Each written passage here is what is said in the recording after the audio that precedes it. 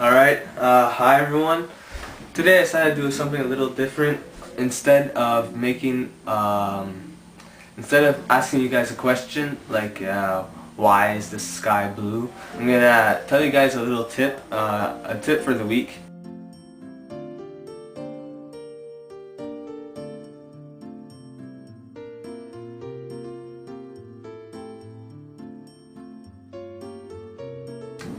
Today's tip I decided would be about giving your 110% at every single thing that you do.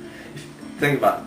If you gave 110% to everything, every single little thing you could do, like, you know, doing homework or at work or anything, like playing soccer, playing a sport, doing an activity, playing a video game. If you gave your 110%, everything would be, you'd be impressed with what you can actually do if you try harder.